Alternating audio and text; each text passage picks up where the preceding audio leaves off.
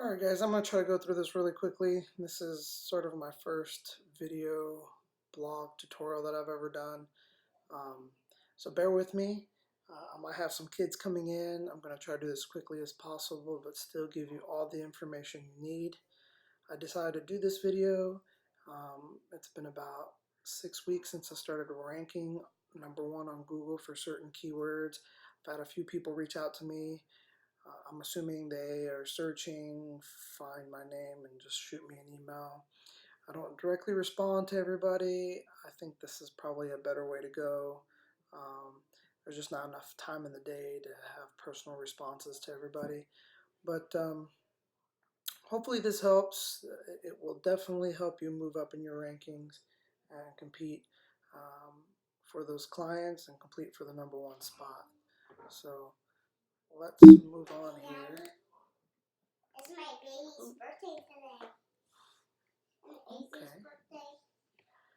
So, just a little introduction. As you might see, my daughter's in the background. I started taking pictures a long time ago. I really loved it. I really love to edit. Um, really got into it when my kids were born. Always taking pictures of them. Um, because of my edits and because of my background, a little bit in college, I decided to pursue my business. Wasn't getting anywhere, wasn't even ranking my own name. Even on page 20, it was a disaster. I thought about hanging up my hat twice, practically giving away the farm when it came to pictures, not making any money whatsoever. So for you guys out there, stick with it, follow the tips here, and you will get where you need to get. It just takes patience, you know. One thing that I always thought was I had to be the best photographer in the industry to be ranked #1. And that's not really how Google works. Um, Google doesn't know that you're the best. Google just takes cues from people to assume that the topic that we're talking about is the most relevant topic. And so when we talk about Google, it helps when you are a very good photographer, because when you list a topic like portrait photography and you show wonderful portraits, people are going to continue to click. But that doesn't mean that that's how they got ranked. Most people aren't doing proper search engine optimization, and so the best photographers might not be ranked. They might be well known in your area, but that doesn't mean they're being ranked well. So sort of the three things coming up to it, and kind of jump the gun here, is what I've seen that helped me out are relevancy. Make sure you're showing portrait pictures if you're searching portrait pictures. Timely, be timely with. By timely, what I mean is timeliness. Make sure that when you post often and you stay current with the topic that you're posting about. And popularity, you need to make yourself popular. How you do this is not what I mean going around shaking hands, giving business cards. Popular online. And that might have a different meaning for how Google interprets it. But I'm going to go down real quick and tell you what I think each one of these means, and then we'll jump into the top 10. Okay? So, relevancy, right? You think, well, I'm a photographer, obviously Google should know. For the most part, Google does know you're a photographer, but it doesn't know how to place you within that. So, how does Google know as a robot what kind of photographer you are? Well, you kind of have to let Google know, right?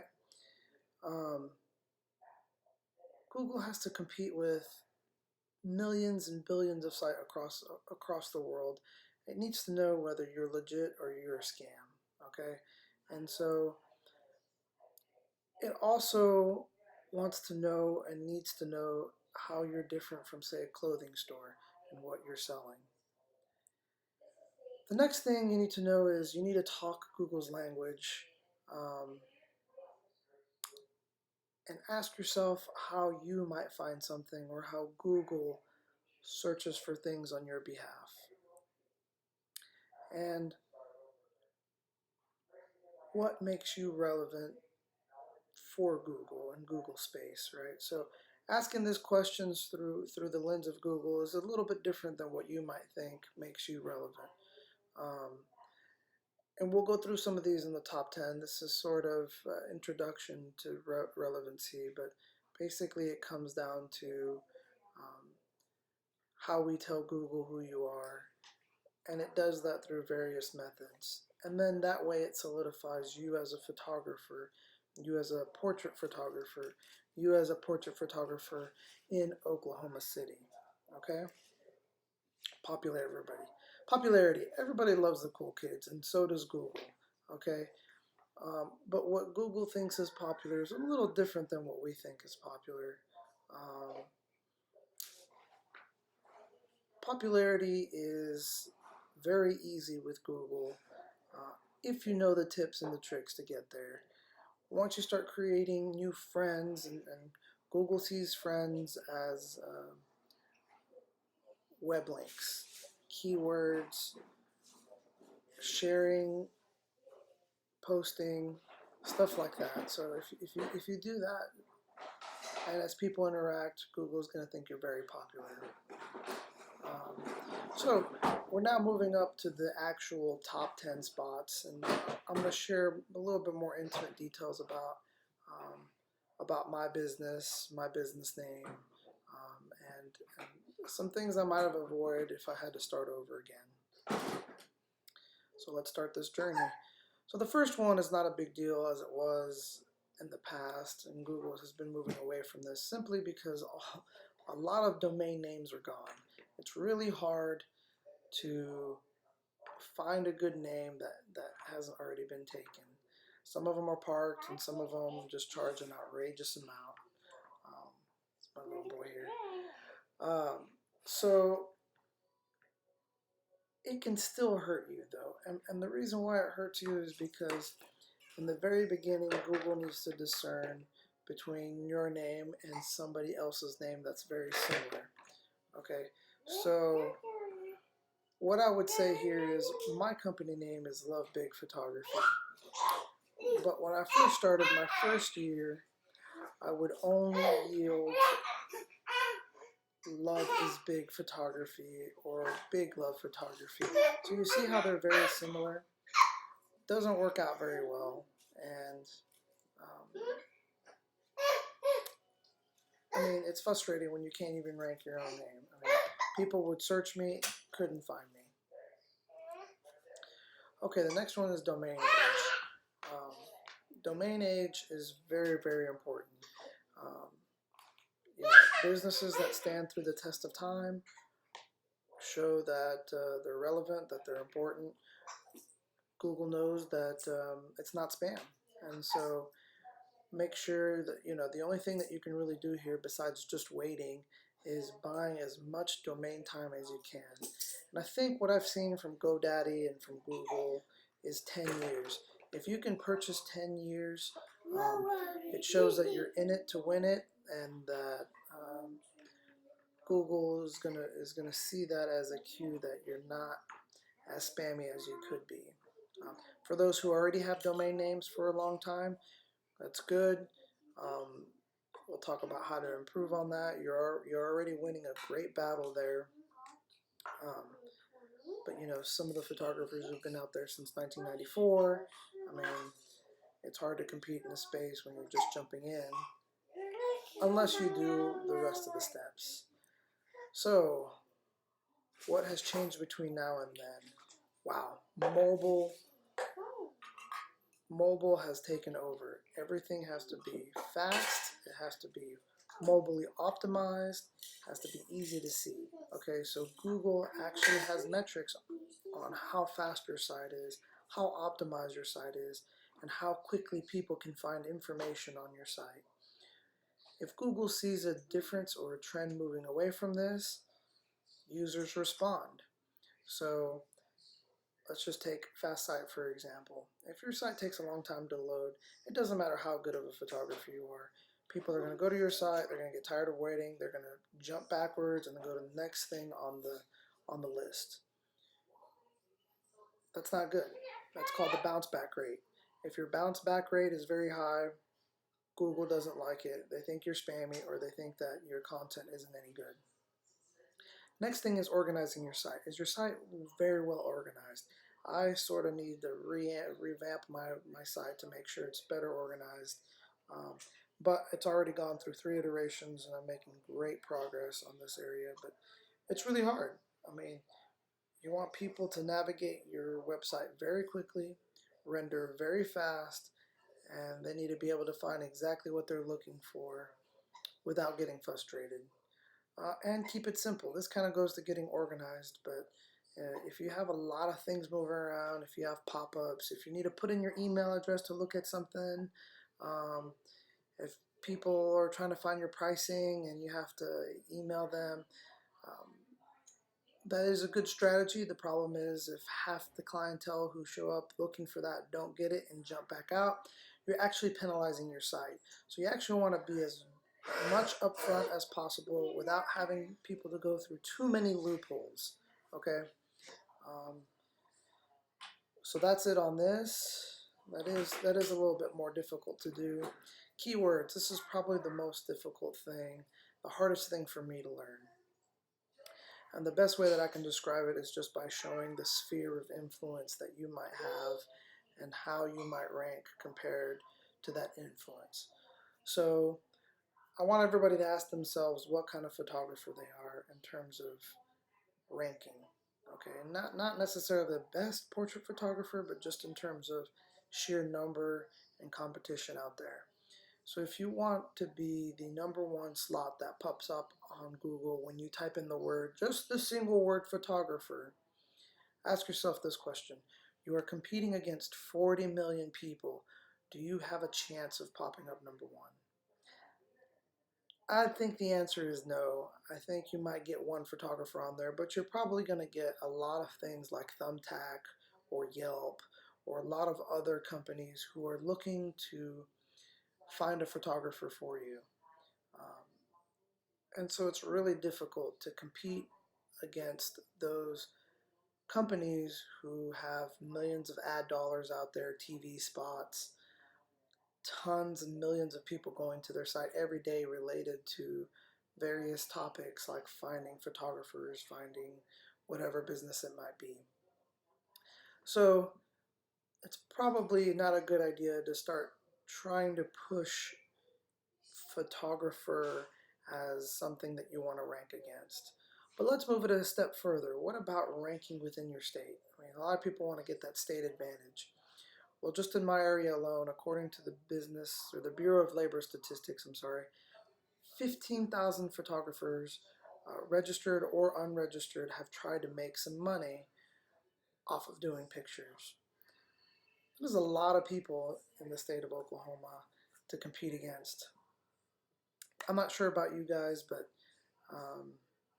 hard to say that I am the top 1% of that in terms of ranking.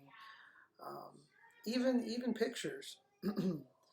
So let's get a little bit deeper. What about in just my immediate area? What about the metro area? Um, you know, we're looking at about $8,000, just give or take, roughly on a Google result. But let's keep taking that a step further, guys. What if let's talk about a specific small city within the Oklahoma City metro. Let's talk about Yukon, right? What if I am a Yukon photographer? Maybe that narrows down to 2,000. What if I'm a Yukon senior photographer? Maybe that drops down to 100 or maybe 50. Can I compete in that space? Well, I'm going to tell you, you should be competing in that space, because if you get very specific and narrow like that, there shouldn't be that very many around, and most people don't label themselves as such. My biggest problem was I started very broad. I mean, I started probably in the US range, quickly tried to change over to Oklahoma, and it wasn't until this last year and a half that I actually moved over to getting very specific and niche. OKC, senior photographer, blah, blah, blah. So getting very niche like that is going to get you to that top spot. And you might say, well, I do more than just that. That's fine. Build off of that and get a lot of traffic coming in on that. Then use that to leverage other areas and do it piece by piece, little by little. I mean, one problem you're going to see if you go to my site is that my portfolio is like 16 different topics. Why? Because I wanted to rank right here and right here. I wanted to compete all at once. Well, that doesn't happen, you know. It can, but it's going to take a long time. Jump here and then further, okay? It's going to help you a lot. It's going to be, this is very important. It's also very hard to do. It's easier said than being done. You have to talk about long chain keywords. You have to talk about tools to get there, anchors. There's lots of methods on how to get there. Also doing it naturally and organically where you don't get blocked by Google because Google knows the tricks. All right, traffic. And I'm going to say here is the right kind of traffic. If your site is dealing with dogs and puppies, you have a nice blog, and your search shows up about, maybe someone searching cats because they love cats. They click your site because it says the best cat lovers in Oklahoma City. They get to your site and they see nothing but dogs, they're going to jump out. Google's going to think either your site or your content is no good or that you're scamming somebody, and they're going to slowly but surely start blocking you, removing you from the list, and it's going to be really, really hard to recover from that. So don't do it, and it might even think it's something even more sinister, and if it is, that's not good. That gets black labeled, and I've heard of years for people to go away from that. I've heard of people just creating a new website because it's just so bad.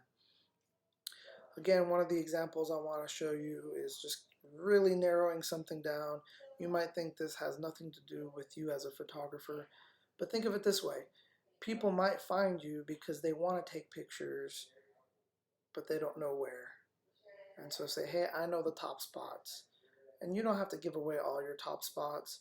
I'm personally okay with giving it away. I think I'm a lot more open now, which is part of why I'm doing this video.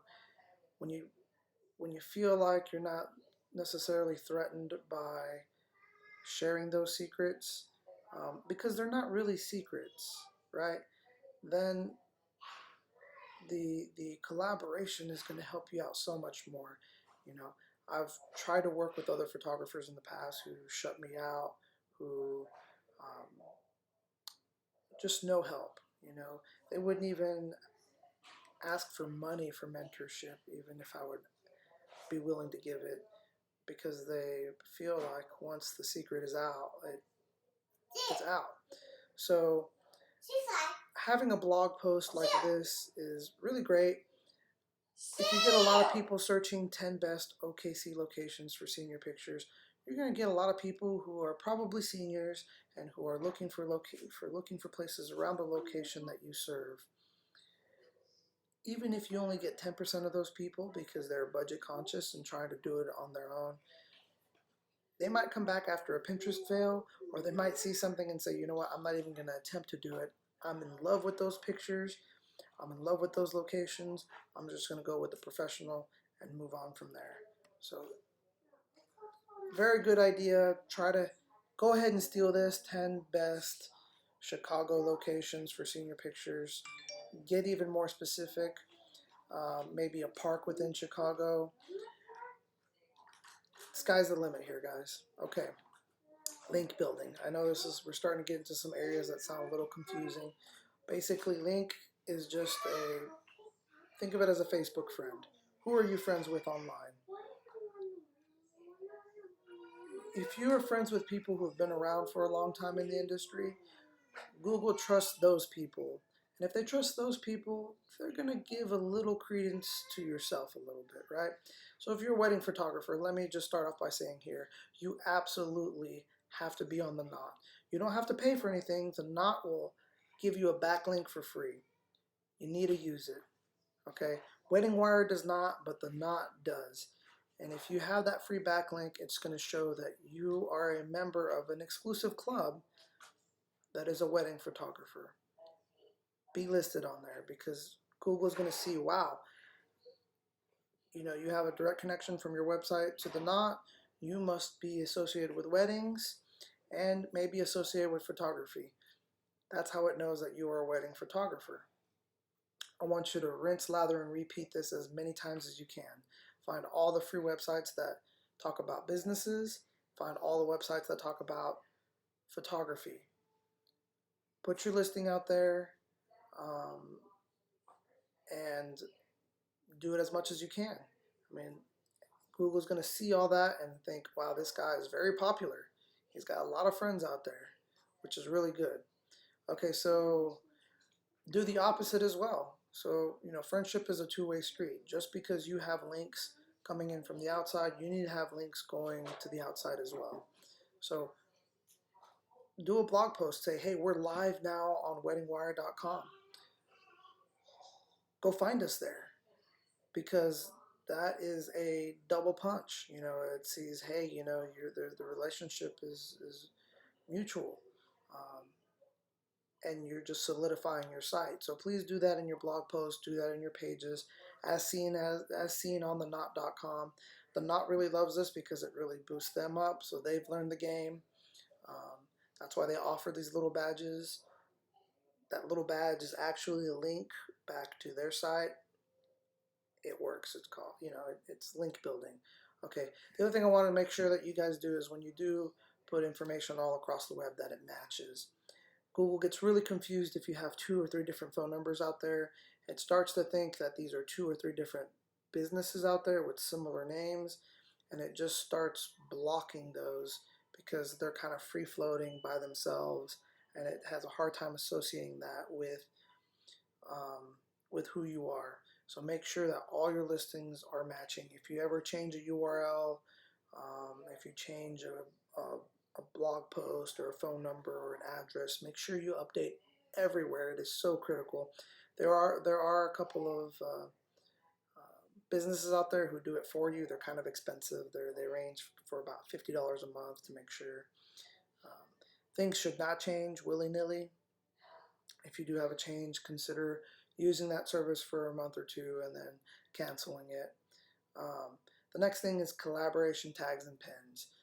These are all considered backlinks. You don't see them the way as you would a link, but those collaborations and tags are a way to get back to your page. So let me give you an example here. If you're a Facebook page and you tag someone, or that person tags you as a business, that tag, let's just say client A goes from Facebook to your Facebook page, and from your Facebook page to your website. That is a chain, and building that chain are important because client A shares it with their people, and as you can see just how it spreads. That's the power of social media and tags. Pinterest too. Pinterest, guys, Pinterest is a game changer. If you guys aren't using Pinterest, you need to. I'm probably going to have a video about Pinterest. Pinterest is absolutely a link building scheme. That's all it is. It is just a list of links. It doesn't do anything else. The thing what else it does though is you can attach keywords to those links, which is a double bonus. I mean, you get to set those keywords yourself, and you get to attach a picture and a link to it back to your site. You need to have hundreds and hundreds of links back to your site from Pinterest, and you need to be able to Pinterest from your blog so that people can add it to their boards. This is just, it's a must, okay? The next thing is don't force it. Make it look natural. Have a conversation with your blog posts or your pins or your collaborations. Don't look spammy. Don't copy and paste the same thing over and over again. Um, because if you do, it looks repetitive. Humans know it, and you're gonna have a huge bounce back rate. Google knows it, and they're gonna start blocking you. So try to look organic and natural. Try to answer a question. Try to do a good feel. Okay. Moving on to number 4 is content. As photographers, we should have tons of content. You should be taking pictures every day, 365 pictures of anything. You have stuff to show it. If you have a website with only 2 pages on there that never gets updated, you never publish pictures, you don't blog, you don't interact with your clients or users, I'm going to ask you something. Why do you think you're not ranking on Google? Why do you think you're not getting clients? Okay, it is a must to share content. I am the absolute worst when it comes to this. If anything, I'm surprised that I'm getting ranked because of this. I don't like to share my experiences when I take pictures. I think I have great connections with my clients. I really love my clients. I just don't have that artistic or literary talent to express the actual session in a blog post. I'm just not really good at that. I mean, you guys have a one-up on me here. But here's the golden ticket here.